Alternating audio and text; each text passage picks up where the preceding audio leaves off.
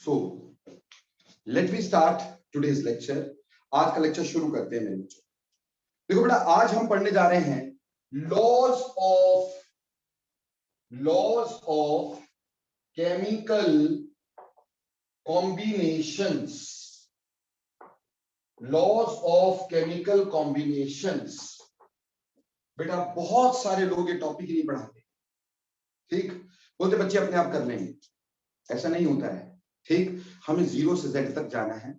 हमें हर वो चीज देखनी है जो जीरो भी होगी, हमें हर वो चीज देखनी है जो जेड भी होगी, यानी जीरो से जेड लास्ट तक जाना है। इसलिए मैं कोई चीज छोड़ के नहीं चलता हूं बेटा, ठीक। तो हम पढ़ेंगे लॉज ऑफ केमिकल कॉम्बिनेशन। मतलब क्या है लॉज ऑफ केमिकल कॉम्बिनेशन का बेटा? बेटा देखो, कई सारे कॉम्बिनेशन हमारी लाइफ में हमने देखे हैं। जैसे कार्बन और ऑक्सीजन जुड़े तो कार्बन मोनोऑक्साइड बनता है, ओके। कार्बन डाइऑक्साइड बनता है, C2O3 बनता है। लेकिन मैं तुमसे पूछूं कि क्या कभी C2O देखा है? तो आपको पता चलेगा C2O बनता ही नहीं है। लेकिन ऐसी क्या बात है कि C2O एग्जिस्ट नहीं करता? Why C2O does not exist? What is the reason कि C2O एग्जिस्ट नहीं कर रहा है? इसी तरह से मान लो हाइड्रोजन ऑक्सीजन का कॉम्बिनेशन ले तो हमारे पास H2O बनता है, H2O2 बनता है। अगर कल को मैं तुमसे पूछूं कि HO2 क्यों नहीं बनता, HO2 क्यों नहीं बनता, तो इसका लॉजिक भी इन लॉज में हमें मिलेगा कि ये क्यों नहीं बनता। यानी लॉज ऑफ केमिकल कॉम्बिनेशन जो है ये हमें वो परमिट करते हैं कि क्या चीजें बननी है और क्या चीजें नहीं बननी। कुल मिला के हमारे पास 6 लॉज ऑफ केमिकल कॉम्बिनेशन होते हैं, जिसके अकॉर्डिंगली दुनिया में जितने भी केमिकल कॉम्बिनेशन होते हैं सब के सब उसी के ऊपर बेस्ड होते हैं, ठीक है जी। तो इसमें सबसे पहला लॉ डिस्कस करने जा रहा हूं आपके साथ। देखिए बेटा, सबसे पहला लॉ हमारे पास होता है law of conservation of mass. Law of conservation of mass, सबसे पहला लॉ है law of conservation of mass, and this law was given by Lavoisier. Lavoisier was the scientist जिसने ये लॉ दिया था, law of conservation of mass, ठीक है बच्चे। When we talk about law of conservation of mass, इसका मतलब क्या है? ये कहता है mass always remains conserved in a physical और अ केमिकल चेंज। क्या बोलता है कि मास is always conserved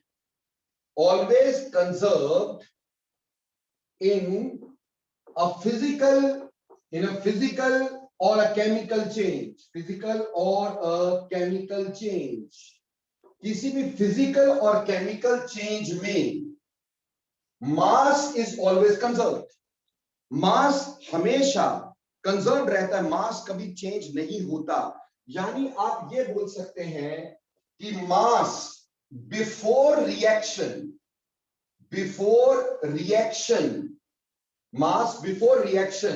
is always equal to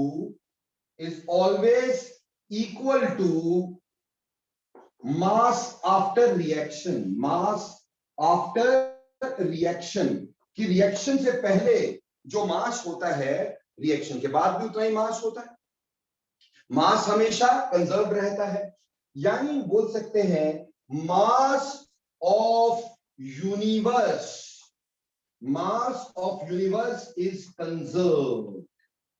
mass of universe is conserve. Universe का मास जो है वो कंजर्व्ड है, जितना पहले था आज भी उतना है और वो उतना ही रहेगा। मास ऑफ यूनिवर्स कभी भी खराब या खत्म नहीं होता। इसको सिंपल भाषा में लेवोसियर ने ऐसे लिख दिया कि मैटर कैन नीदर बी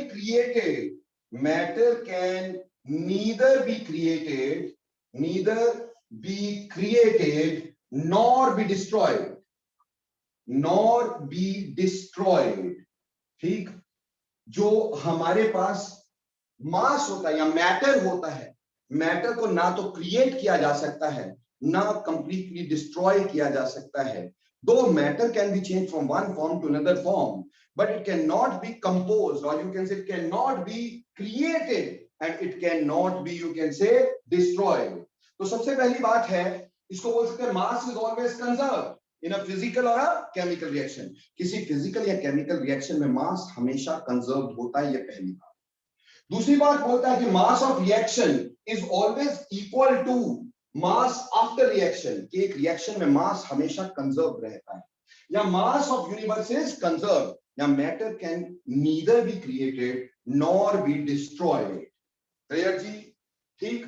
अब देखो बेटे, अगर मैं तुम्हारे सामने एक इक्वेशन लिखता हूं, ठीक, अगर मैं तुम्हारे सामने एक इक्वेशन लिखता हूं और इक्वेशन है H2SO4 plus NaOH giving us Na2SO4 plus water। बेटा शौर्य, मैं आपसे जानना चाहूंगा, शौर्य वेक्टर, मैं आपसे ये जानना चाहूंगा बेटा, इस इक्वेशन को लिखते हुए मैंने क्या गलती की? What I did wrong in this equation? Yes, Shaurya, quickly बेटे।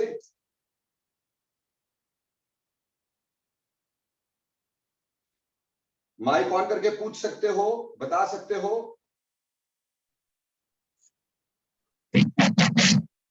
यस यस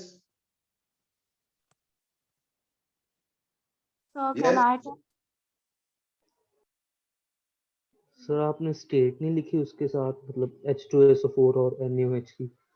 नहीं बेटा,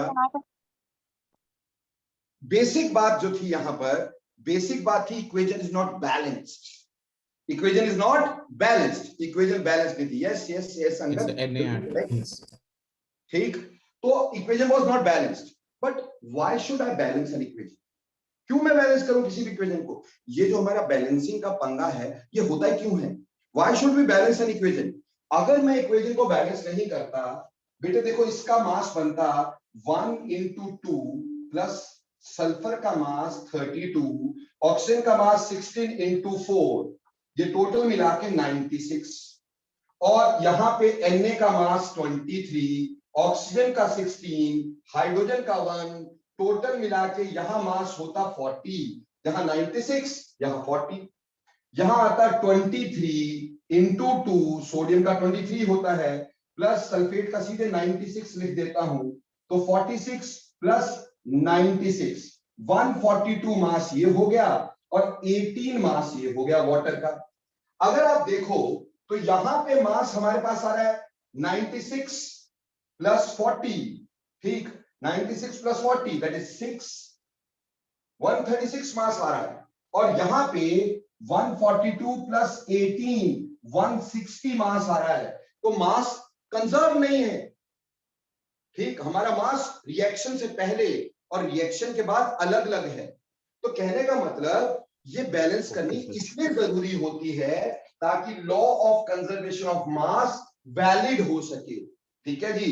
तो अगर मैं इसके आगे 2 लगा देता और यहां पे भी 2 लगा देता, अब ऐसे में क्या होता, 40 प्लस 40 यहां पे और हो जाते, ये 40 यहां पे आ गया तो 176 हो जाता, और यहां पे मैं 170 रादर, हाँ 170, और यहां पे भी इसी तरह से मैं कर देता, ठीक, तो टोटल दोनों साइड मास क्या हो जाता, सेम हो जाता।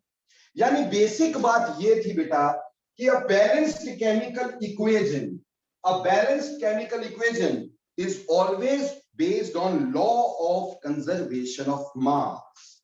तो पहली बात है balanced chemical equation, chemical equation is based, chemical equation is based on law of conservation of mass, conservation of mass, conservation of mass। तो बेटा पहली बात ये है कि लॉ क्या है। मैंने कहा कि लॉ क्या होता है कि mass is always conserved in a physical और अ केमिकल चेंज, ठीक। हमारी जो बैलेंसिंग होती है वो इसी लॉ की वजह से होती है। A balanced chemical equation is always according to law of conservation of mass. अब अगली बात, ये क्वेश्चन कंपटीशन में हमसे कैसे कैसे पूछा जा सकता है, लॉ ऑफ कंजर्वेशन ऑफ मास पे हमें किस तरह का क्वेश्चन कंपटीशन में आ सकता है। देखो बेटे, आपसे मैं अभी आंसर पूछूंगा, प्लीज क्वेश्चन देखिएगा। आपको बोल दिया गया in which of the following in which of the following law of conservation of mass is applied? In which of the following law of conservation of mass is applied? पहला हमारे पास इसमें option दिया गया कि 10 gram of sand is mixed with Can you repeat? 2 gram of cement to give 12 gram of mixture. ये A option है बेटा, ठीक है जी। बी ऑप्शन हमें दे दिया गया कि mass of platinum wire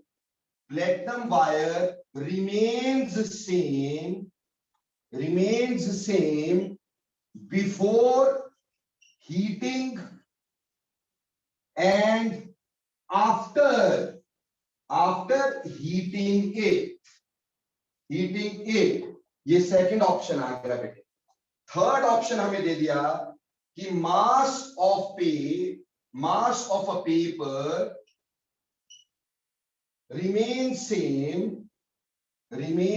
same before and after tearing it, यानी पेज को फाड़ने से पहले और पेज को फाड़ने के बाद उसका मास सेम रहता है। और डी आएगा 10 gram of calcium carbonate on heating gives 5.6 gram of CaO and 4.4 gram of carbon dioxide. और ई ऑप्शन दे दिया ऑल ऑफ द अबव।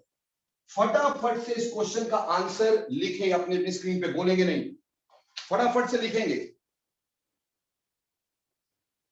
सारे बच्चे, नए पुराने जितने भी हैं, शाबाश लिखेंगे।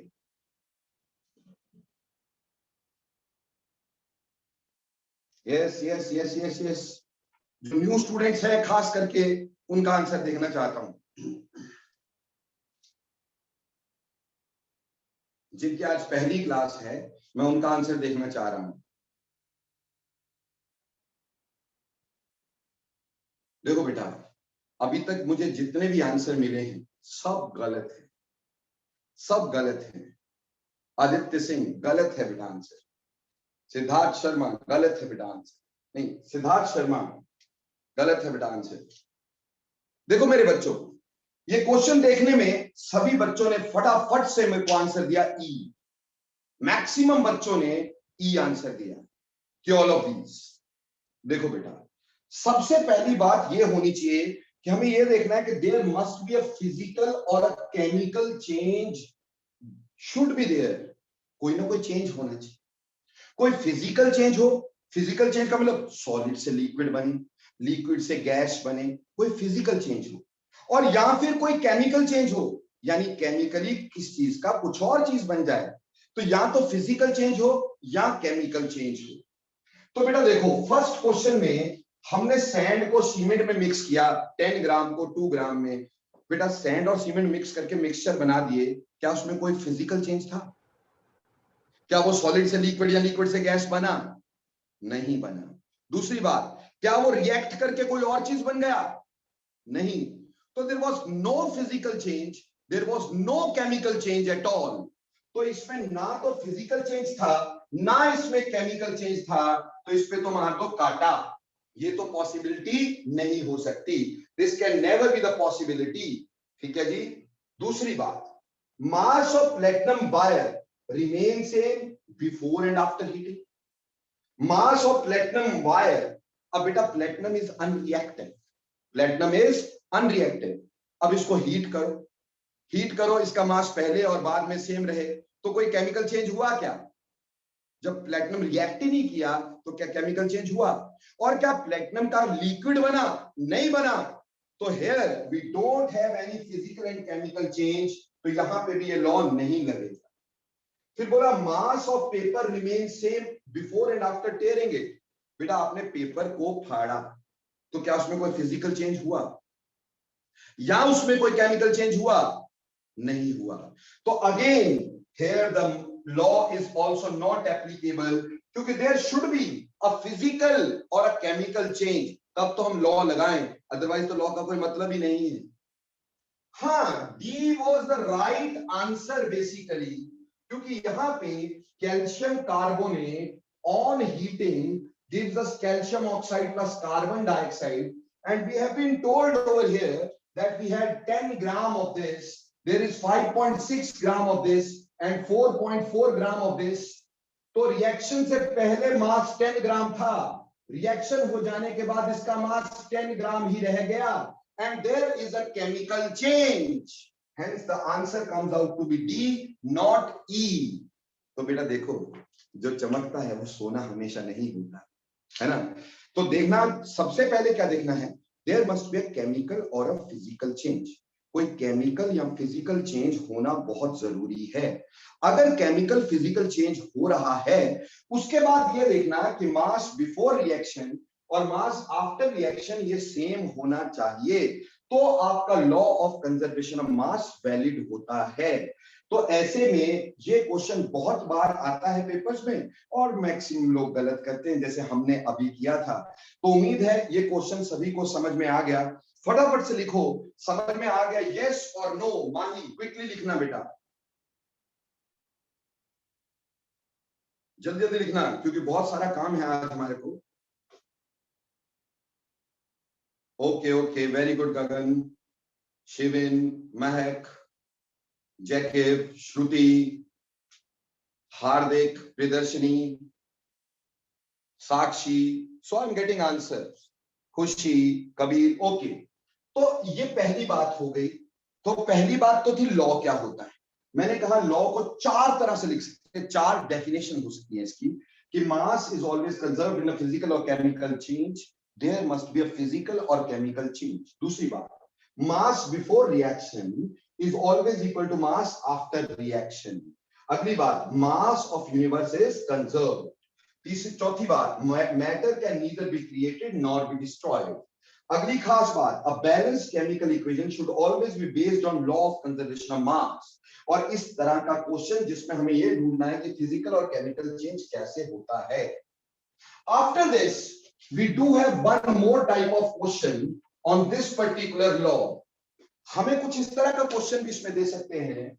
हमें बोला एक रिएक्शन है A plus be giving us C plus D, और हमसे ये कह दिया गया कि इसका पहले शुरुआत में 10 ग्राम था और इसका 2 ग्राम था, and after complete reaction, after complete reaction 5 gram of C is formed. After complete reaction 5 gram of C is formed. इसका 5 ग्राम बना और हमसे पूछा इसका वेट बता दो, वेट ऑफ डी बता दो। It is very very simple. हमें पता था कि अगर कंप्लीट रिएक्शन है, we are giving with complete reaction, mass before reaction should be equal to mass after reaction. Mass before reaction should be equal to mass after reaction. तो mass before reaction कितना था? 10 plus 2, और mass after reaction कितना था? 5 plus W. W हमें निकालना था, तो हुआ 12 minus 5 is equal to W. तो W comes out to be how much? That is 7 gram. So that is how you can solve this question. It is very very simple. बहुत simple है। तो बोलो ये क्वेश्चन भी कर लोगे बेटा? ओके, नाउ बेटा ऑब्वियसली हमारे पास हर चीज की कोई ना कोई लिमिटेशन भी होती है, ठीक? देखो जब मैं पढ़ाना शुरू करता हूं ना, कई बच्चे अपनी जनरल नॉलेज को पहले इस्तेमाल करते हैं, है ना? अरे मेरे बच्चों, हैव अ वेट, आपके सर आपको 0 लेवल से हाईएस्ट लेवल तक लेके जाएंगे। मैं तुम्हें बार बार बोलता हूं बेटा, मेरे पढ़ाए हुए को आप इंडिया के किसी भी नोट से मैच कर ले। अगर वो 19 हुआ, पढ़ाना छोड़ दूंगा मुझे, ठीक? वो हमेशा ज्यादा होगा, ज्यादा अच्छा होगा, 0 से लेके हाईएस्ट लेवल तक उसमें सब कुछ मिलेगा आपको। इसलिए just wait for a second, ठीक, तो सब कुछ धीरे धीरे क्लियर होता चला जाएगा। अब हमने ये पढ़ लिया कि law of conservation of mass क्या होता है, किसने दिया, वो बैलेंस केमिकल इक्वेशन में कैसे यूज हुआ, उस पे किस तरह का क्वेश्चन आता है कंपटीशन में, उससे हमने किस तरह का क्वेश्चन वैसे निकालना है। अब अगली क्वेश्चन को हम इसमें लिमिटेशन को देखते हैं कि what is the limitation of this particular law.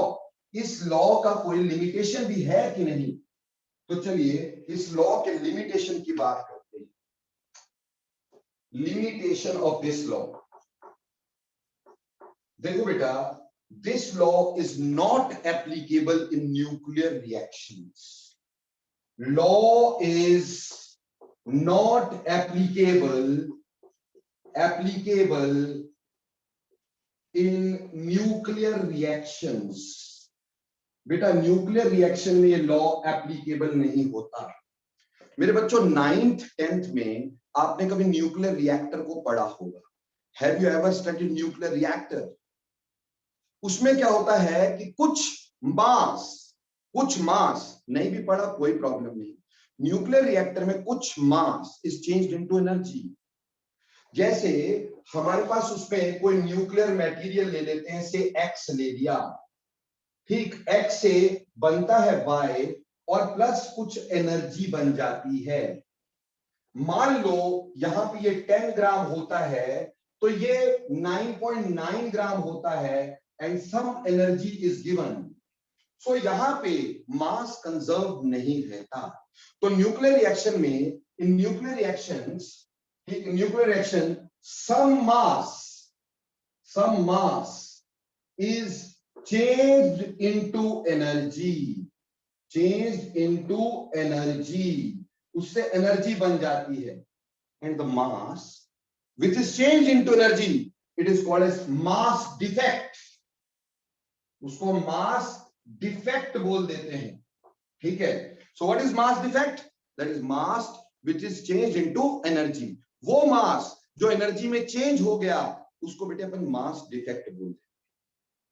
Now बेटा जब हमने साइंस कभी भी पढ़नी शुरू की ना, और जो पहला लॉ हमें टीचर ने कभी जिंदगी में पढ़ाया होगा वो law of conservation of energy होता है। हमें यह पढ़ाया गया energy can neither be created nor be destroyed but can be change from one form to another form. हमें ये बचपन से सिखाया गया है energy can neither be created nor be destroyed but can be change from one form to another form. But यहां क्या हो रहा है, वी आर क्रिएटिंग एनर्जी। इसका मतलब law of conservation of energy भी यहां पे वैलिड नहीं है, law of conservation of mass भी वैलिड नहीं है, क्योंकि यहां हम एनर्जी बना रहे हैं और मास को खत्म कर रहे हैं। हालांकि जब आप बड़ी क्लासेस में चले जाते हो, भगवान न करे तुम्हें कभी ऐसा जाके पढ़ना पड़े, क्योंकि you got to be engineers and doctors, ठीक, पर अगर बड़ी क्लास में पढ़ते हो तो बोलते हैं कि mass itself is a form of energy. ऐसे बोला जाता है, mass itself is a form of energy, ऐसा बोल दिया जाता है।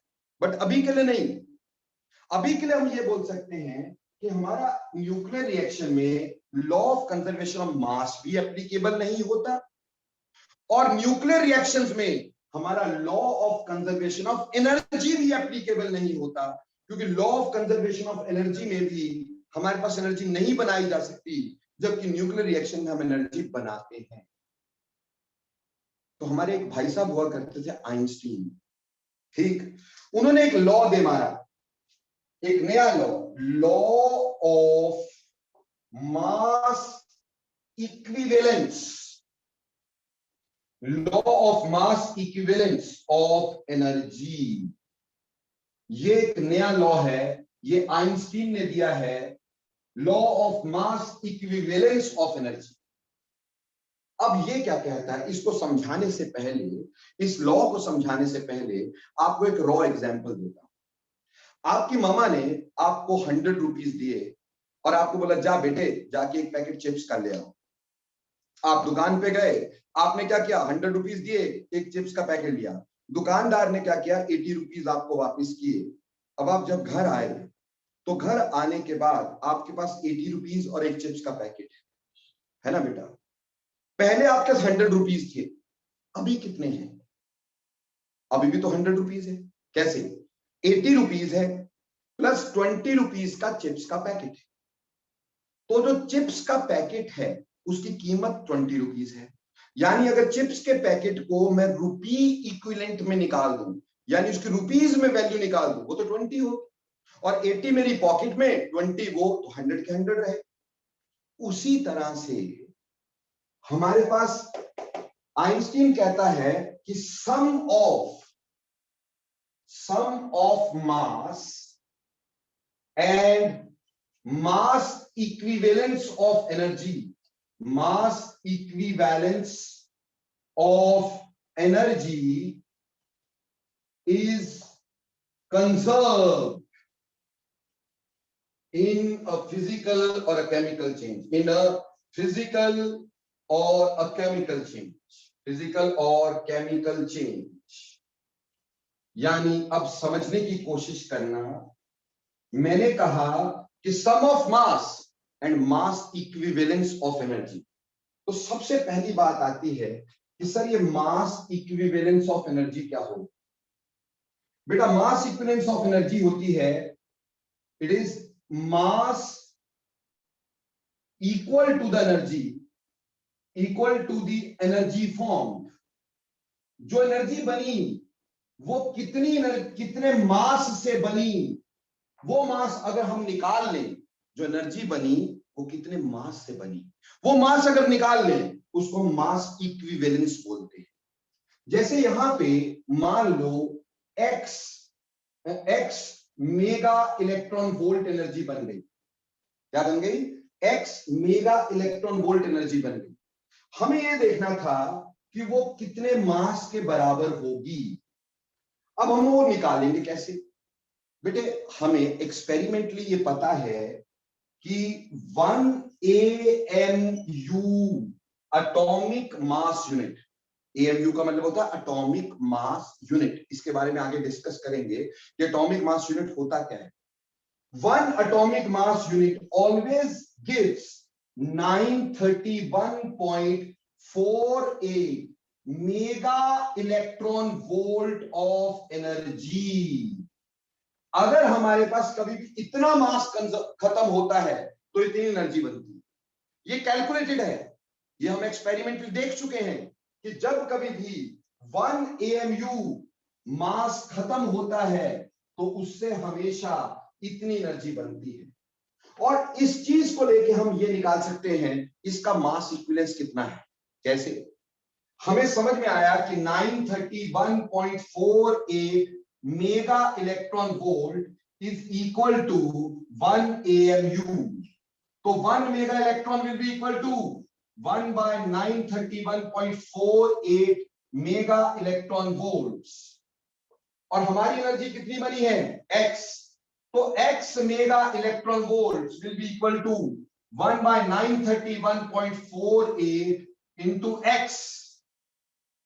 तो ये जो हमारे पास आया, ये आ गया mass equivalence of x, mass equivalence of x कि जो हमारे पास x एनर्जी बनी थी वो कितने मास से बनी होगी। x एनर्जी जो बनेगी वो कितने मास से बनी होगी, वो यहां निकाल दिया। उसको अगर इसके साथ ऐड करोगे तो आप पाओगे वो 10 ही आएगा। यानी this plus this should be equal to this. फर्क सिर्फ ये है, ये इसके यूनिट्स हमें चेंज करने होंगे। अभी मैं यूनिट्स के लफड़े में नहीं पढ़ रहा हूं, सिर्फ समझाने की कोशिश कर रहा हूं कि ये जो x एनर्जी बनी उसका हमने मास इक्विवेलेंस निकाल लिया, जो कितने मास से बनी। उस मास इक्विवेलेंस को हमने 9.9 में ऐड किया तो हम पाएंगे वो 10 ही बनेगा। यानी sum of 9.9 plus mass equivalence of x should be equal to 10। और मास इक्विवेलेंस ऑफ x कैसे निकाला? इस चीज को यूज किया हमने। तो बेटा इस लॉ से हमारा law of conservation of mass as well as law of conservation of energy दोनों के दोनों सही हो गए। मास और मास इक्विवेलेंस बन गए। अब देखो बेटे, दोबारा से मैं इसको रिपीट कर रहा हूं, बहुत ध्यान से समझना है। मैंने कहा कि लॉ ऑफ कंजर्वेशन ऑफ मास कहता है कि किसी भी केमिकल या फिजिकल चेंज में मास हमेशा कंजर्व रहता है, मास कभी खत्म नहीं होता। लेकिन न्यूक्लियर रिएक्शन में some of the mass is converted into energy, उससे एनर्जी बन जाती है। उससे law of conservation of mass भी खत्म हो गया और law of conservation of energy भी खत्म हो गया। तो आइंस्टीन ने एक लॉ दे दिया, बोला law of mass equivalence of energy. कहा कि sum of mass and mass equivalence of energy is conserve, कि जो मास है बचा हुआ और जो एनर्जी बनी वो कितने मास से बनी उसको निकाल लो। तो जो एनर्जी बनी वो कितने मास से बनी, वो उसका मास इक्विवेलेंस कहलाएगा। जैसे 20 रुपीज वॉज रूपी इक्विवेलेंस ऑफ चिप्स। अब चिप्स 20 रुपीज तो नहीं थे, बट रुपीज में उसकी वैल्यू कितनी थी, 20। तो वो उसका अगर रूपी इक्विवेलेंट निकालते, चिप्स के पैकेट का रूपी इक्विवेलेंट वो था 20। 80 आपके पास बचा, 20 ऐड किया, 100 आ गया। उसी तरह से यहां पे 9.9 मास बचा, ये एनर्जी बनी, ये एनर्जी हमने निकाली कितने मास से बनी। कैसे, हमें पता चला 1 AMU मास से इतनी एनर्जी बनती, यानी इतनी एनर्जी 1 AMU से, तो 1 इलेक्ट्रॉन वोल्ट इतनी एनर्जी से, और x मेगा इलेक्ट्रॉन वोल्ट इतना मास देगा। तो ये मास निकल गया जिस मास से हमारे पास x एनर्जी बनी। अब इस मास इक्विवेलेंस को इस बचे हुए मास में ऐड कर दो तो आप पाओगे कि वो 10 ही होगा। यानी ये लॉ इन दोनों लॉ को जोड़ करके करेक्ट कर देता है। तो sum of mass and mass equivalence of energy is always conserved. अगर तुमसे पूछे कि मास इक्विवेलेंस ऑफ एनर्जी क्या होगी, बोलना the mass equivalence of energies, energy कितने मास से बनी है वो हमें निकालना होगा। यहां हम AMU से निकाल रहे हैं, बाद में हम AMU को ग्राम में कन्वर्ट कर देंगे। वैसे अभी भी बता सकता हूं, कोई बच्चे पूछ रहे हैं बेटा 1 AMU जो होता है ना 1.67 इंटू 10 टू पावर -24 ग्राम के बराबर होता है। 1 AMU is 1.67 into 10 to power -24 gram के बराबर होता है। क्लियर हो गया? तो बहुत आराम से आप निकाल सकते।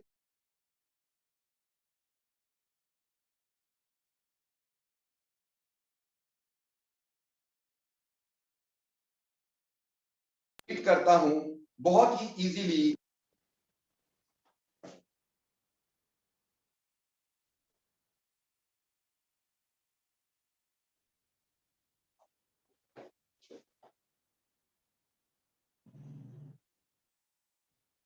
तो what we are talking about, हम कह रहे हैं कि सम ऑफ मास और मास इक्विवेलेंस ऑफ एनर्जी, ये मास था और ये मास इक्विवेलेंस ऑफ एनर्जी, इसका सम जो होगा वो किसी भी केमिकल रिएक्शन में कंजर्व्ड रहेगा। और जो मास इक्विवेलेंस है वो क्या है, वो है जितनी एनर्जी बनी वो कितने मास से बनी, वो हमें निकालना है। और वो कैसे निकालना है, इतनी एनर्जी का 1 AMU यानी 1.67 इंटू 10 टू पावर -24 ग्राम। तो जितनी एनर्जी बनी वो कितने मास से बनी, वो मास निकाल लो, वो मास इक्विवेलेंस ऑफ दिस एनर्जी होगा। उसको बचे हुए मास में ऐड करो तो इनिशियल मास के बराबर होगा। Now tell me the problem. Ojas, आपका हाथ खड़ा था। सर जो आपने 1 इज इक्वल टू 1/931.48 MEV लिखा है सर, उधर AMU नहीं आएगा? बेटे जी, अगर आप थोड़ा सा ध्यान दे देंगे ना बेटा तो शायद ज्यादा आसानी से आपको बातें क्लियर हो जाए। ये ऐसे है, गॉट इट? तो ऑब्वियसली ये AMU में ही आ रहा है, गॉट इट? सिर्फ इसको डिवाइड किया है मैंने, तो इसका मेगा इलेक्ट्रॉन वोल्ट यूनिट नीचे रखा है। Clear? Okay sir. Okay, so anybody else want to ask anything? Open your mic and ask.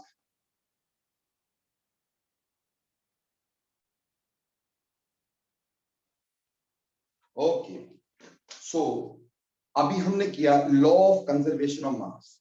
तो एक बार शुरुआत से रिवाइज कर रहा हूं, ध्यान से देखना। कोई भी चीज ना आए दोबारा पूछ लेना।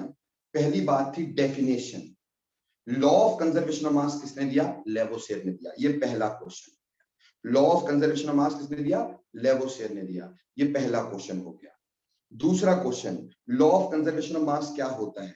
बोला मास इन अ केमिकल और physical change is always conserve, mass of universe is always conserve, mass before reaction is always equal to mass after reaction, matter can neither be created nor be destroyed.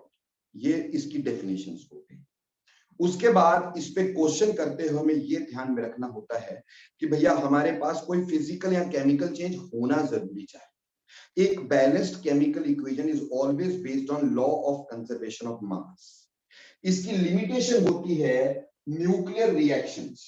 Nuclear reactions में some of the mass is converted into energy and the mass which is converted into energy is called as mass defect. उसको mass defect बोलते हैं। इस चीज को दूर करने के लिए आइंस्टीन ने अपना लॉ दिया, law of mass equivalence of energy.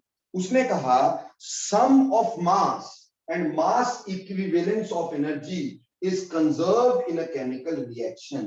किसी भी केमिकल रिएक्शन में मास और मास इक्विवेलेंस ऑफ एनर्जी वो कंजर्व्ड होता है। आप पूछ रहे हैं मास इक्विवेलेंस ऑफ एनर्जी क्या होगा? जो एनर्जी बनी वो कितने मास से बनी, वो उसका मास इक्विवेलेंस होगा। जैसे वो कैसे निकालेंगे कि वह इतनी एनर्जी एक एएमयू से बनती है, ये एएमयू का मास इतना होता है, यानी इतना मास इतनी एनर्जी इतने मास से बनती है। तो जितनी एनर्जी बनी वो कितने मास से बनेगी वो निकाल लो, वो उस एनर्जी का मास इक्विवेलेंस होगा। गॉट इट और नॉट? ठीक, और फिर उसको ऐड कर देंगे। तो इस तरह से sum of mass and mass equivalence of energy is always conserved. तो मैंने law of conservation of mass की एक एक चीज आपको पानी की तरह क्लियर कर दी है बेटा। ठीक, चलिए अब चलते हैं एक दूसरे लॉ की तरफ। ये पहला लॉ था, law of conservation of mass, और मैं उम्मीद भी करता हूं मैंने हर चीज आपको बताई है तो आपको समझ में भी आ गई। ठीक, now next thing coming further.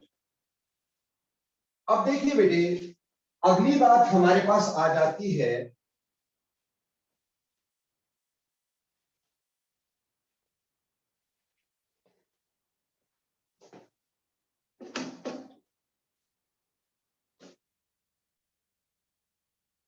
जी हाँ जी बेटा, जहां जो पढ़ा रहा हूं वहीं पर है।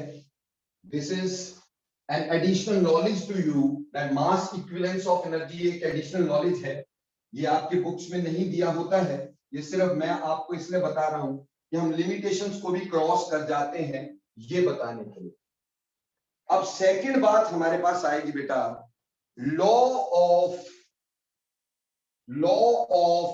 Constant composition, law of constant composition और law of, यहां तो law of constant composition और यहां बोल सकते law of definite proportions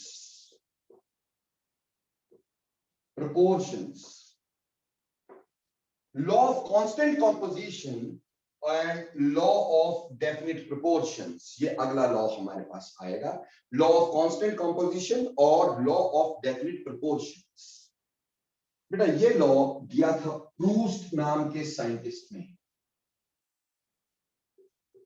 Proust, ठीक है जी। अब ये लॉ हमें क्या कहता है? देखो बेटा, सिंपल भाषा में बोले तो ये लॉ कहता है पानी, चाहे चीन का लो, जापान का लो, हिंदुस्तान का लो, पाकिस्तान का लो, लंदन का लो, बीजिंग का लो, ठीक, रशिया का लो, पानी में हमेशा H2O ही होना है।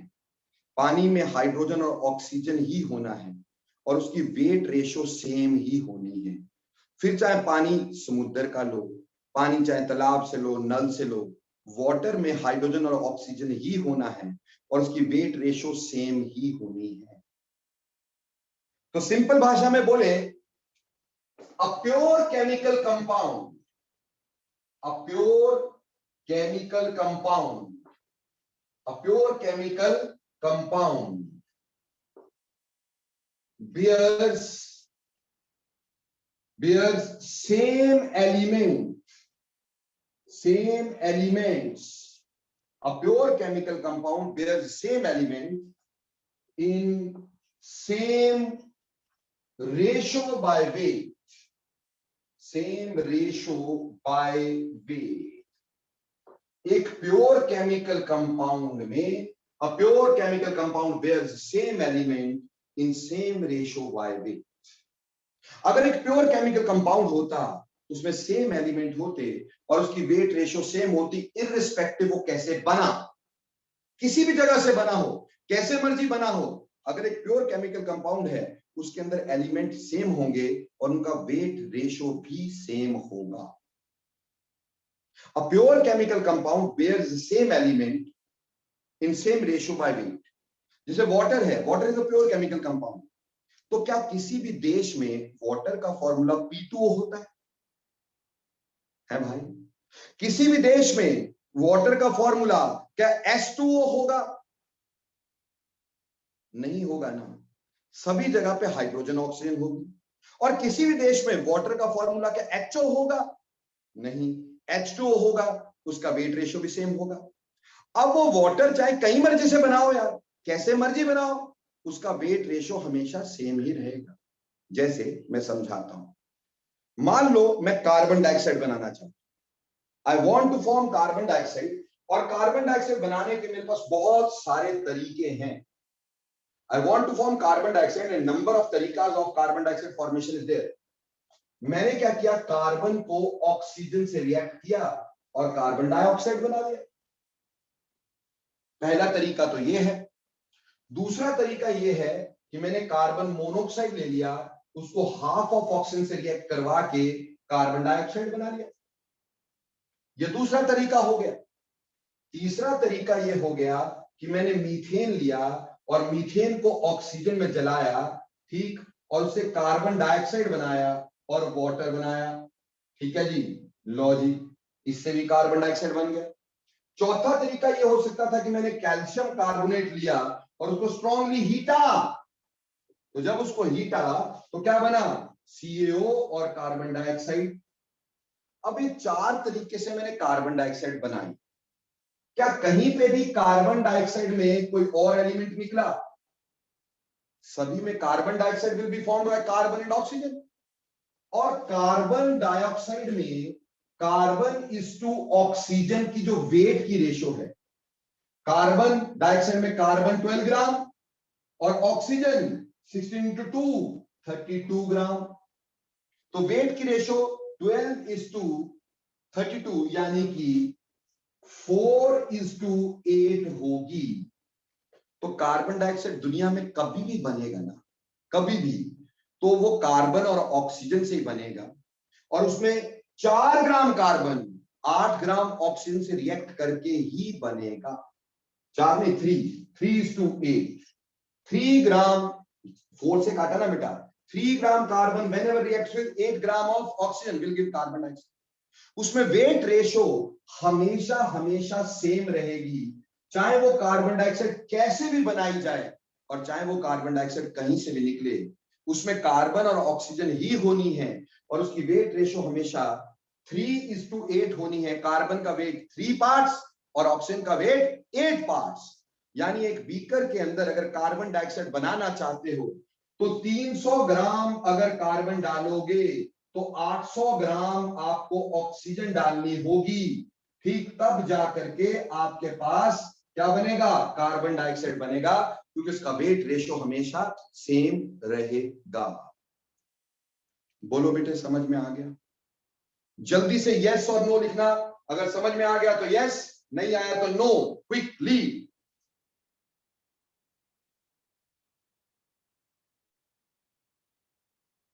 यस आर्यन.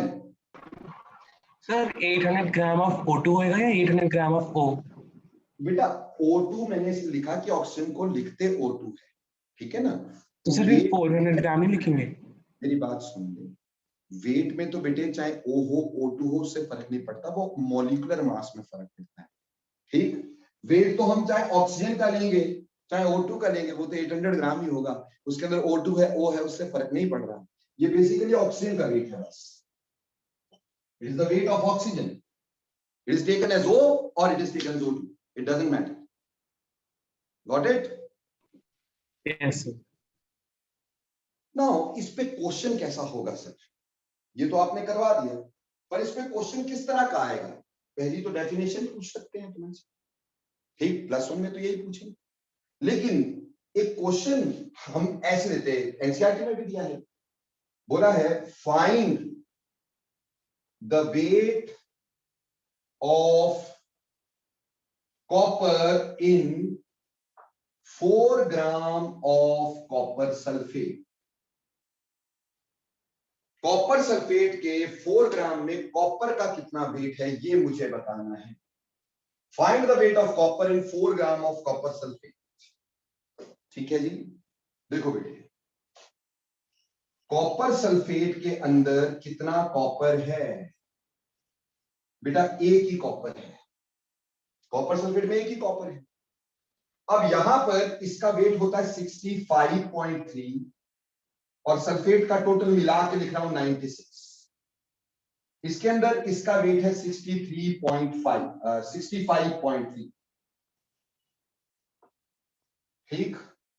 यानी अगर इसको आप ऐड ऑन करते हो तो ऐसे ही करते हो बेटा, 3, 11 और यहां पे 16, 161.3 ग्राम में 65.3 ग्राम कॉपर रहेगा। जितना मर्जी वेट ले लो कॉपर सल्फेट का, ये वेट रेशियो सेम रहनी है, ये वेट रेशियो सेम रहनी है। इस हिसाब से हम सॉल्व कर सकते हैं। हम बोलेंगे 161.3 gram of copper sulphate contains how much? 65.3 gram of copper. क्या बोला? 161.3 gram of copper sulphate contains 65.3 gram of copper. तो 1 gram of copper sulphate will contain 65.3 divided by 161.3। और आपसे कितने वेट में पूछा है? 4 ग्राम में। तो 4 gram of copper sulphate will contain 65.3 divided by 161.3 into 4। यहां से वेट ऑफ कॉपर आ जाएगा 4 ग्राम के अंदर।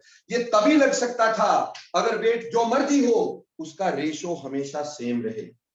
ठीक बेटे, मुझे भी पता है यार कि इसका जो मास है वो 63.5 है। आप ना होशियार चंद मत बना करो। Got it? सिर्फ आपको समझाने के लिए मैं कोई चीज बताता हूं, बहुत होशियार मत बना करो, ठीक है ना? नहीं तो फिर ऐसा होगा ना बेटा, फिर मेरी तरफ से क्वेश्चन ऐसे आएंगे तो क्या फायदा है यार। जब मैं आपको ये कह रहा हूं, मैंने यहाँ पे ये दे दिया कि 65.3 है तो इस हिसाब से कर दिया। अगर मैं इसको 63.5 लूंगा तो यहाँ 63.5 ले लो, उसमें क्या दिक्कत है यार। अगर मैं इसको 63.5 लिखता हूं तो यहाँ 63.5 ले लेना, ठीक। सो वो कोई that is not an issue at all, वो आपको पेपर में लिख के दिया होगा। समझ में आई बात? That is not an issue, ठीक। सो हमने क्या किया, हमने सिर्फ ये देखा इतने ग्राम के अंदर इतना ये, ठीक, कितने ग्राम के अंदर कितना ये देखना है, ठीक। यस, कॉपर का वेट डेफिनेटली 63.5 होता है, इसमें कोई शक नहीं, कोई दो राय नहीं है। तो आप जो हमें दिया है हम उसके हिसाब से, मैंने आपको दे दिया 65.3 तो आप उसके हिसाब से सॉल्व करो। नहीं दिया होता तो आप उसके हिसाब से सॉल्व करते, ठीक। Clear? Okay, right down the question please, right down the question. What is the weight of oxygen in 18 gram of glucose? What is the weight of oxygen? What is the weight of oxygen in 18 gram of glucose, where glucose has formula C6H12O6?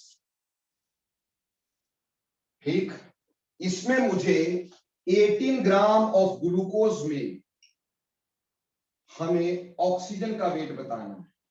18 gram glucose में oxygen का wait बताना है। चलो करो फटाफट से, अपने आप करो, शाबाश, जल्दी।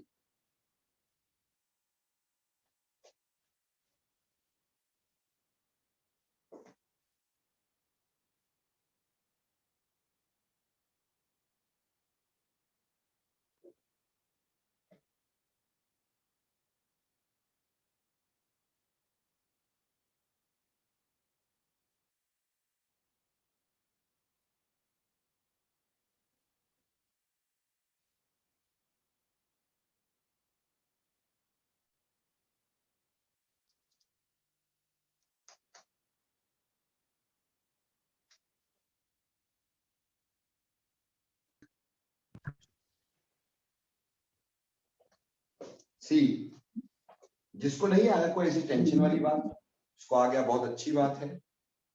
देखो बेटे, कार्बन जो है उसमें 12 ग्राम कार्बन है इंटू 6 कार्बन है, प्लस हाइड्रोजन का वेट 1 होता है इंटू 12 हाइड्रोजन है, प्लस ऑक्सीजन का वेट 16 होता है इंटू 6 ऑक्सीजन है।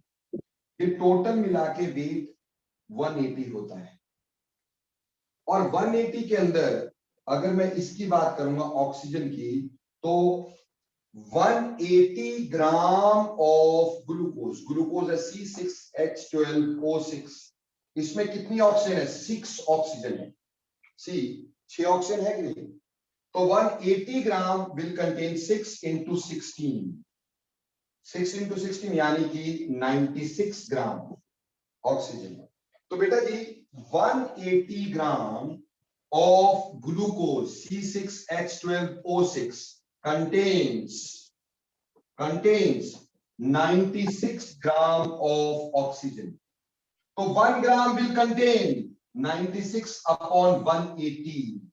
और कितने ग्राम में पूछा था? 18 ग्राम will contain 96 upon 180 into 18. तो कैंसिल करके आया 9.6 ग्राम। तो आंसर आया 9.6 ग्राम। Everybody got this question or not?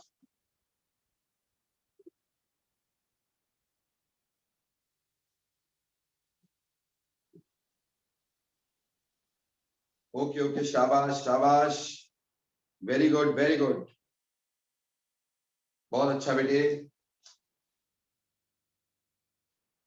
तो यानी ये क्वेश्चन आपको समझ में आ गया। अब जैसा कि हम पढ़ते होते हैं कि बेटा हर चीज की लिमिटेशन है, तो इसकी भी लिमिटेशन होगी। तो चलिए अब इस लॉ की लिमिटेशन की बात करते हैं, लॉ के लिमिटेशंस की बात करते हैं। इस लॉ का लिमिटेशन देखो बच्चे, एक क्वेश्चन इस पे इस तरह का भी आता है कि आपको ये लॉ को इलस्ट्रेट करना होता है +1 में। वो क्वेश्चन मैं उसके साथ अगले लॉ के साथ कंबाइन करके करवाऊंगा, क्योंकि दोनों का क्वेश्चन का तरीका एक ही होता है, सिर्फ सॉल्यूशन में एंड में पता चलता है कि कौन सा लॉ मिलता है। ठीक, तो वो मैं बताऊंगा अभी आगे। ठीक, अभी देखिएगा, अभी इसके लिमिटेशन की बात करते हैं, लिमिटेशन ऑफ दिस लॉ। बेटा this law is not applicable to isotopes, law is not applicable to isotopes. No, isotopes के लिए वैसे ही कोई लॉ नहीं होता।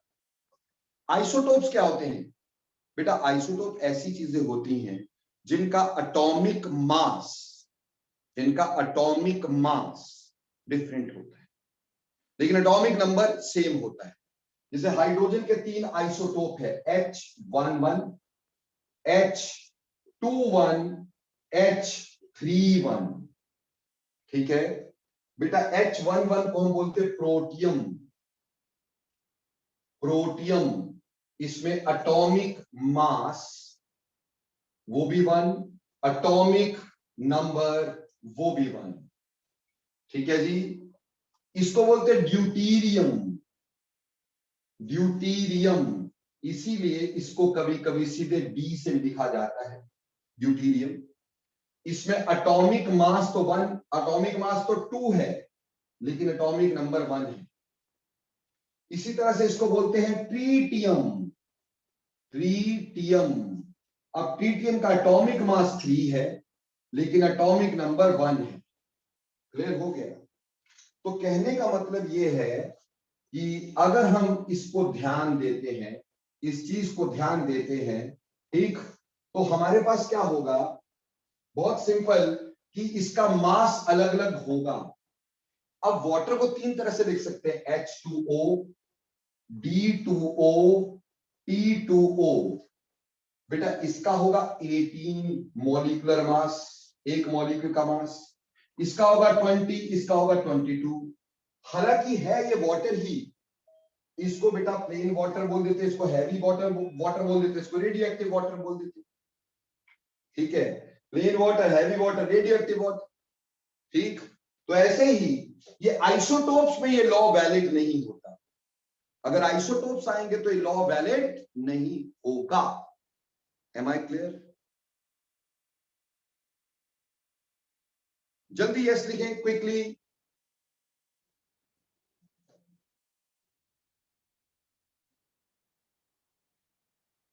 Very nice.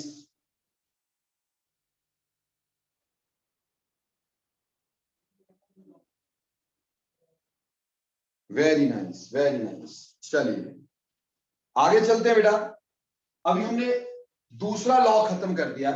अब दूसरे लॉ को एक बार पूरा शुरुआत से देखो। लॉ ऑफ कंजर्वेशन ऑफ, क्या है, लॉ ऑफ कांस्टेंट कंपोजिशन। दिया किसने? प्रूस्ट ने। क्या कहा? A pure chemical compound bear same element in same ratio by weight irrespective to the source. कैसे बना उससे कोई फर्क नहीं पड़ता। उसके ऊपर क्वेश्चन, सर्टेन मास में किसी चीज का सर्टेन मास निकालना होता है। ठीक है जी। और इसी तरह के क्वेश्चन हमारे पास रहेंगे। ये लॉ की लिमिटेशन क्या है? It is not applicable to isotopes. लेकिन बेटा यहाँ पे एक खास बात, इसका जो इलस्ट्रेशन वाला क्वेश्चन है वो मैं अगले क्वेश्चन के साथ करवाऊंगा, अगले लॉ के साथ करवाऊंगा। तो चलिए अब चलते हैं law number 3।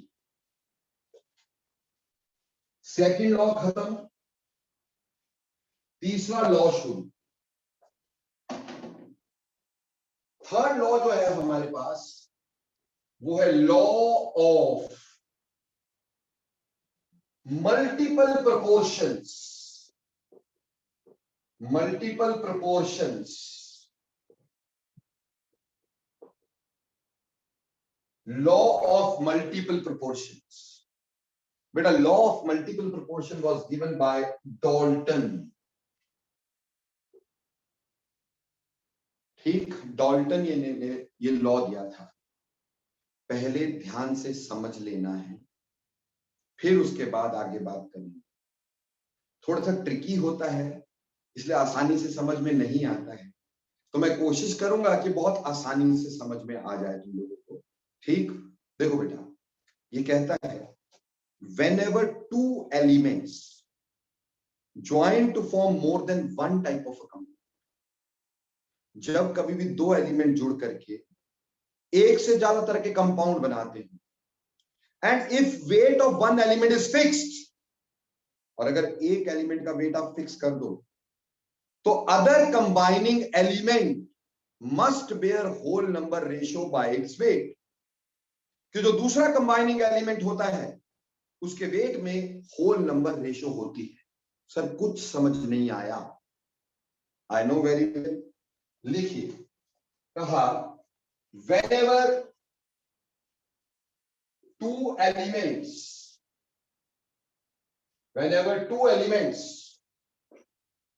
joins to form more than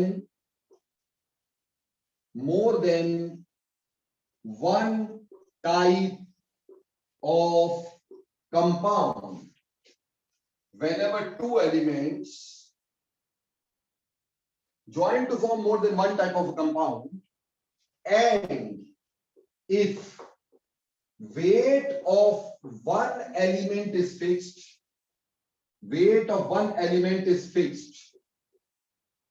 the other combining element combining element, the other combining element must bear simple whole number ratio by its weight. ठीक, सर समझ फिर कुछ नहीं आया, अभी बताता हूं, समझ आ जाएगा। देखो बोल रहा है appear whenever two elements join to form more than one type of a compound and if weight of one element is fixed, the other combining element must bear whole number ratio by its weight. मतलब जिसे carbon oxygen की बात करें, carbon oxygen दो तरह के compound बनाते हैं, कार्बन मोनोऑक्साइड, कार्बन डाइऑक्साइड। ठीक, यहां इसमें कार्बन का वेट लिखो और यहां इसमें ऑक्सीजन का वेट लिखो। कार्बन का वेट यहां पे कितना है 12 ग्राम, देखो ना यहां पर, और ऑक्सीजन का कितना रिएक्ट कर रहा है 16 ग्राम। यहां पे एक ऑक्सीजन, दैट मींस 16 ग्राम, तो 12 ग्राम इज रिएक्टिंग विद 16 ग्राम। यहां पे कार्बन का 12 ग्राम ही है, लेकिन ऑक्सीजन का कितना है 32। अब सी वन थिंग, यहां वेट 12 ग्राम दोनों का सेम है, फिक्स्ड है, और इसके साथ जो ऑक्सीजन का वेट रिएक्ट कर रहा है वो है 1:2, होल नंबर रेशियो हो गई ना। तो जब कभी भी कोई दो एलिमेंट ज्वाइन करते हैं और ज्वाइन करके एक से ज्यादा तरह के कंपाउंड बनाते हैं, दो एलिमेंट ज्वाइन किए, एक से ज्यादा तरह के कंपाउंड बनाए, एक एलिमेंट का वेट आपने फिक्स कर दिया, उस फिक्स्ड वेट के साथ दूसरे का जो वेट रिएक्ट कर रहा है, उस वेट के अंदर होल नंबर रेशो हुआ करती है। यानी whenever two elements join to form more than one type of a compound and if weight of one element is fixed, the other combining element must bear whole number ratio by its weight. इसको थोड़े बड़े example से समझाने की कोशिश करता हूं, ये तो चलो समझ में आ ही गया होगा, लेकिन बड़े एग्जांपल से मान लो नाइट्रोजन ऑक्सीजन लेते हैं। नाइट्रोजन ऑक्सीजन दुनिया में बहुत सारे कंपाउंड बनाते हैं बेटा। देखो नाइट्रोजन ऑक्सीजन N2O पहला कंपाउंड, फिर NO दूसरा कंपाउंड, N2O3 तीसरा कंपाउंड, NO2 चौथा कंपाउंड, N2O5 पांचवा कंपाउंड। नाउ सी, यहां नाइट्रोजन का वेट बोलो कितना 14 into 2 28, यहां कितना एक नाइट्रोजन यानी 14, यहां कितना 14 into 2 28, यहां कितना, यहां अगेन 14, यहां कितना 14 into 2 28, और ऑक्सीजन का जो वेट है वो कितना रिएक्ट कर रहा है यहां पे बोलो, बोलो बेटा। यस महक, यहां पे कितना वेट ऑक्सीजन का रिएक्ट कर रहा है बेटा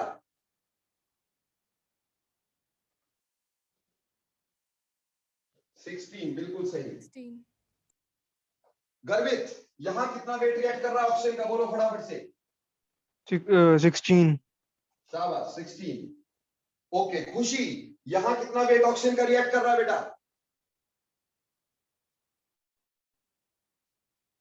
खुशी?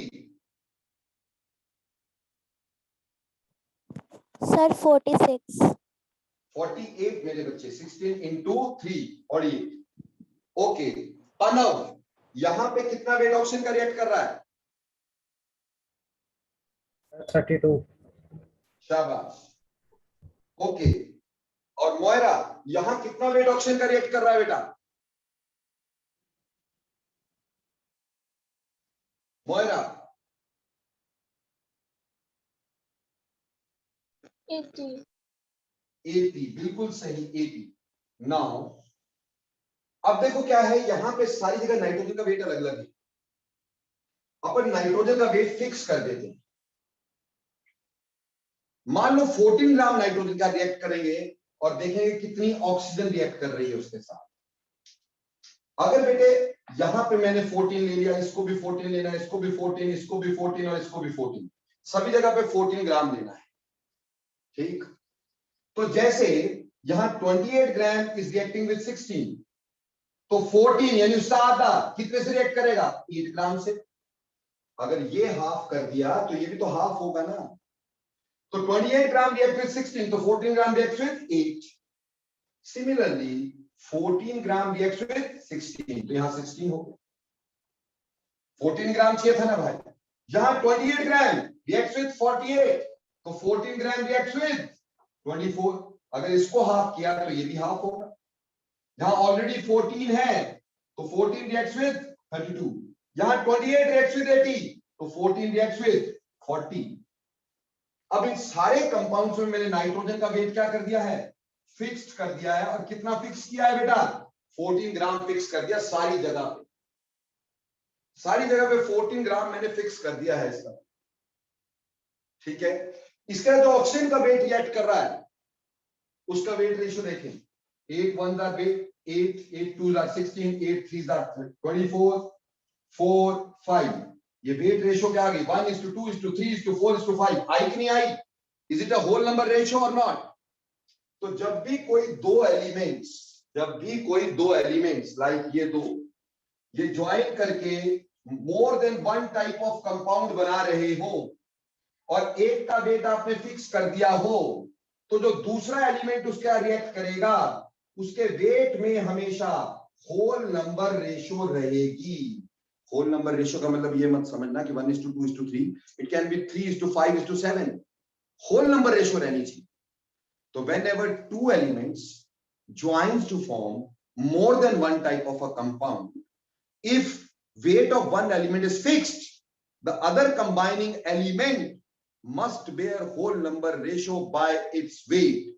जब भी कोई दो एलिमेंट ज्वाइन करके एक से ज्यादा तरह के कंपाउंड बनाते हैं और अगर आप एक एलिमेंट का वेट फिक्स कर दो, तो जो दूसरा एलिमेंट उसका जुड़ रहा होता है उसके वेट में हमेशा होल नंबर रेशियो होती है। एम आई क्लियर और नॉट?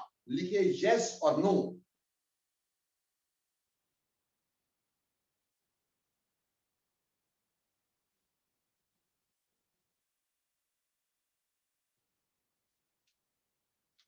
वेरी नाइस,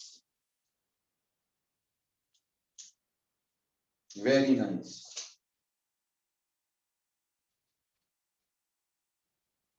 कोई भी वेट फिक्स कर लो बेटा, 28 कर लो, 28 के हिसाब से देख लेना, 1 कर लो, 1 के हिसाब से कर लेना, कोई भी वेट, ठीक। अब इसके ऊपर कंपटीशन में क्वेश्चन आया। कैसे?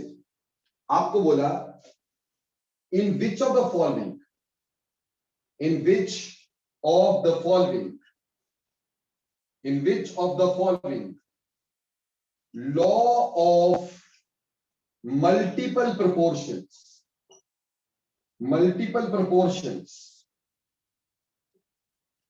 may be applied।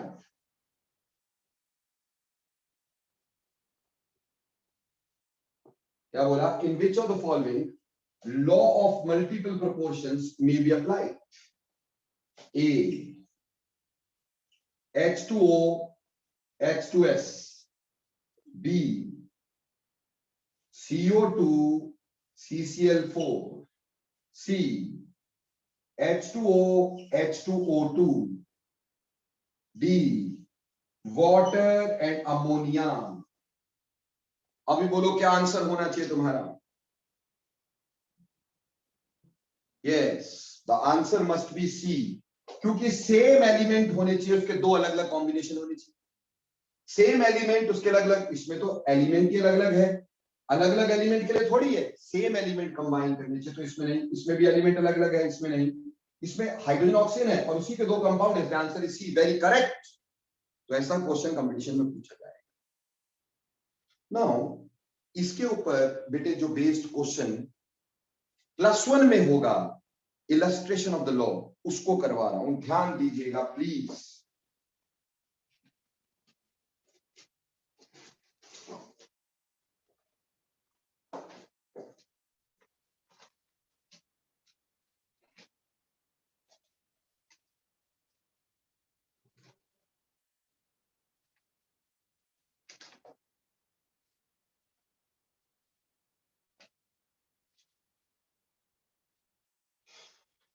चलिए बेटा, देखो हमने पिछले वाले का और इस वाले का दोनों का इलस्ट्रेशन इकट्ठा करना है, तो ध्यान से समझना है। Angad, you want to ask any question, please ask. Yes, sir.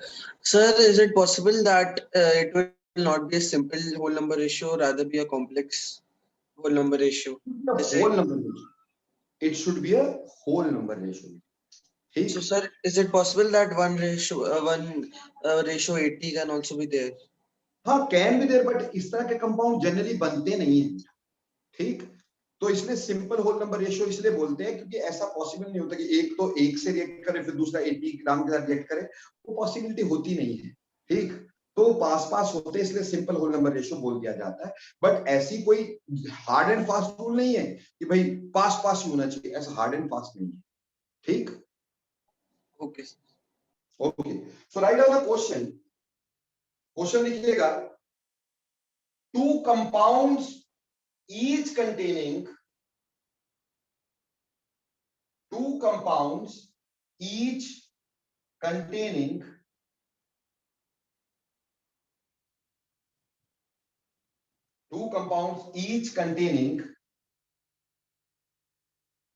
only tin and oxygen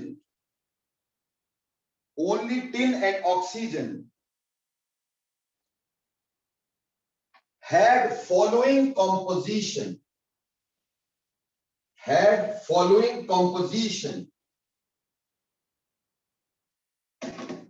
इस जगह लिखेंगे कंपाउंड 1, कंपाउंड ए, यहां परसेंटेज ऑफ टिन लिखिएगा और यहां परसेंटेज ऑफ ऑक्सीजन लिखिएगा, ठीक? पहले कंपाउंड ए में 78.77 और दूसरे में यहां ऑक्सीजन में 21.23, ठीक है जी? कंपाउंड बी,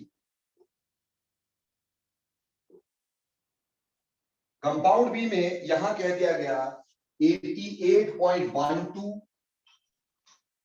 परसेंटेज और यहां बोला 11.88। Which law is illustrated by the data? Which law is illustrated by the data?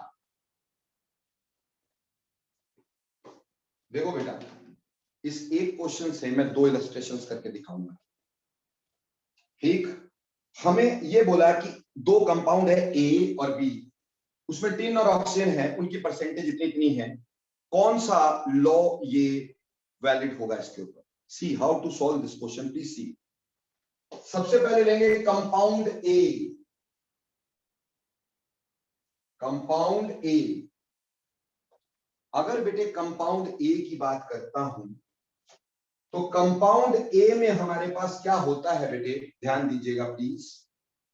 हम किसी एक का वेट फिक्स करेंगे, और कितना करेंगे? 1 ग्राम। कितना कर लेंगे? 1 ग्राम फिक्स कर लेंगे बेटा, ठीक? और उसका दूसरे का वेट निकालेंगे। बेटे कोशिश करना कि जिसकी परसेंटेज कम हो या जिसका वेट कम हो उसको फिक्स करा करो, नहीं तो बटों में आ जाती है, रेसिप्रोकल्स में आंसर आ जाता है, मुश्किल हो जाता है। तो आप ऑक्सीजन को फिक्स कर लो। हम देखेंगे दोनों कंपाउंड में ऑक्सीजन के 1 ग्राम के साथ कितना टिन रिएक्ट करता है, ये हमने देखना। यानी हमने सबसे पहली बात बोली, let we fix the weight of oxygen as 1 gram बोलो, ठीक है जी? 1 ग्राम के साथ हमें टिन का देखना था। कंपाउंड ए में आप क्या करेंगे? 21.23 gram of oxygen reacts with how much? 78.77 gram of tin. So 1 gram of oxygen reacts with 78.77 divided by 21.23. Okay, हमने इसको सॉल्व कर लिया। से ये 3.7 आ गया, मान लो सॉल्व किया, ये 3.7 आ गया। अब ऐसे ही 1 ग्राम के साथ 3.7 ग्राम रिएक्ट करेगा। अब कंपाउंड 2 ले लो, कंपाउंड बी। कंपाउंड बी में ऑक्सीजन का कितना वेट रिएक्ट कर रहा है? इतना। तो 11.88 gram of oxygen reacts with how much? 88.12 gram of tin। ठीक है जी। तो 1 gram of oxygen will react with 88.12 divided by 11.88 से ये 7.4 आ गया। ठीक। अब देखो बेटा, ratio of weight of tin reacting with fixed weight, that is 1 gram of oxygen, compound A is to compound B, compound A is to compound B। ठीक। देखो बेटे, यहां पे कंपाउंड ए में 3.7 है और यहां पे 7.4 है। ठीक है जी। इसको काटेंगे तो 1:2 आ गया। बेटा अगर ये रेशो, हमने क्या किया, हमने दोनों कंपाउंड में किसी एक का वेट 1 ग्राम फिक्स कर दिया, उसके बाद दूसरे का वेट निकाल दिया, इसके साथ इतना तो 1 ग्राम के साथ कितना, इसके साथ इतना तो 1 ग्राम के साथ कितना, वो जो वेट निकाल दिया उसकी रेशियो देखी। अगर वो रेशियो 1:1 आती तो लॉ ऑफ कांस्टेंट कॉम्पोजिशन होता। यानी इफ रेशियो इज 1:1 तो लॉ ऑफ कांस्टेंट कॉम्पोजिशन होता, कांस्टेंट कॉम्पोजिशन होता। और अगर रेशियो कोई और आती है, कोई भी और, एनी अदर, तो लॉ ऑफ मल्टीपल प्रोपोर्शंस होता है, लॉ ऑफ मल्टीपल प्रोपोर्शंस होता है। तो अब मुझे बताओ, यहां पे रेशियो आ गई 1:2, तो कौन सा लॉ एप्लीकेबल हुआ? कहा law of multiple proportions. Got it और नॉट? सिंपल बात बता रहा हूं, बहुत सिंपल। आपको सिर्फ एक काम करना है, पहले ऐसा भी हो सकता है बेटा पूरा कंपाउंड दिया हो, किसी एक एलिमेंट का वेट दिया हो, पहले दोनों एलिमेंट का वेट निकालना है। कंपाउंड, अगर पूरे कंपाउंड का दिया, एक एलिमेंट का वेट दिया, तो कंपाउंड में से एक एलिमेंट का वेट माइनस करोगे, दूसरे का आएगा। दोनों एलिमेंट के वेट आपको चाहिए। फिर किसी एक का वेट 1 ग्राम फिक्स करना, उसका करना जो छोटा हो तो आसान होती कैलकुलेशन।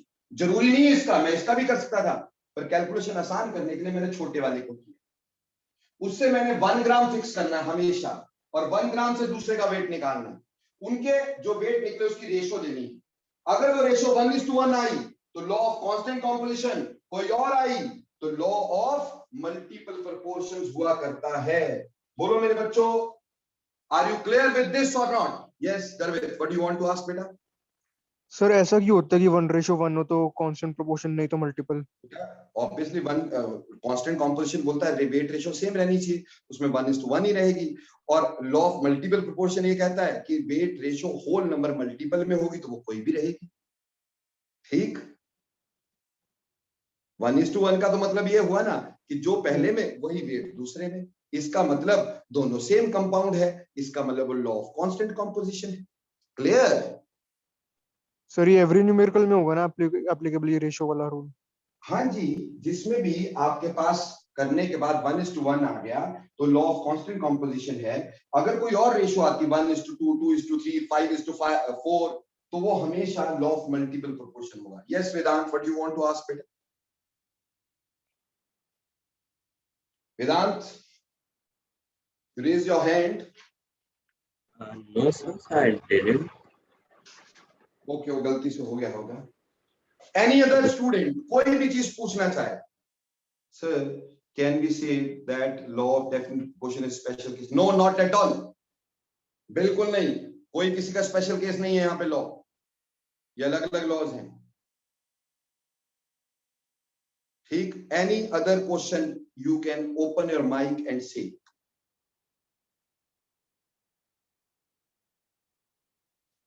तो बेटे आज के लिए हमने 3 लॉज किए। पहला लॉ ऑफ, सबसे पहला था law of conservation of mass. Matter can neither be created nor be destroyed. Mass of the universe is, बेटा माही इसकी भी लिमिटेशंस बेटे आइसोटोप्स, उस पर कोई लॉ नहीं लगता, ठीक, clear. Sir whole number ratio तो उसमें भी होता है। किसमें बेटा? आपको मैंने बोला माइक ऑन करके पूछो ना, ऐसे चैट को क्यों कर रहे हो? माइक ऑन करो, पूछो। सर होल नंबर रेशियो तो लेकिन उसमें भी 1:1 होता ही है, तो वो इससे कैसे रिलेट क्यों नहीं हो पाता? ऐसा कैसे कि 1:1 ही रहेगा? कोई भी रेशो हो सकती है यार। सर लेकिन लॉ ऑफ डेफिनेट प्रोपोर्शन में एंड में तो 1:1 ही आएगा ना। हाँ वहां तो 1:1 ही आएगा। तो वो भी तो सर होल नंबर रेशियो ही है लेकिन। अरे 1:1 is a whole number ratio, ठीक। मैं ये कह रहा हूं कि अगर 1:1 आएगा तो वो लॉ किसका होगा? वो कांस्टेंट कॉम्पोजिशन का लॉ, ठीक। Okay sir. जॉइन आ बेटा, ऐसा कोई प्रॉब्लम नहीं। लिमिटेशन सिर्फ एक है बेटा, दैट इज आइसोटोप्स।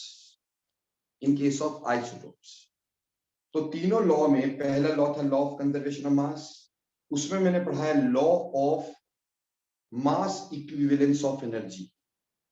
दूसरा लॉ पढ़ाया था आपको लॉ ऑफ डेफिनेट प्रोपोर्शन। तीसरा लॉ पढ़ाया लॉ ऑफ मल्टीपल प्रोपोर्शन। फटाफट से इन चारों की डेफिनेशन एक बार ध्यान रख लेते हैं। पहला लॉ था law of conservation of mass. Mass can neither be created nor matter can neither be created nor be destroyed. Mass of the universe is conserved. Mass before reaction is always equal to mass after reaction. या mass in a chemical or a physical change remain conserved. फिर law of mass equivalence of energy कहता था कि sum of mass and mass equivalence of energy is always conserved in a physical or chemical change. फिर law of constant composition. Law of constant composition कहता था a pure chemical compound bears the same element in same ratio by weight. A pure chemical compound bears same element in same ratio by weight.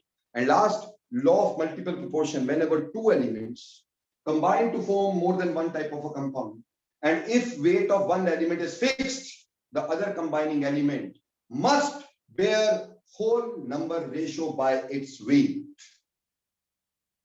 तो आज का पढ़ाया सभी कुछ समझ में आया तो यस लिखते जाओ और बाहर निकलते जाओ।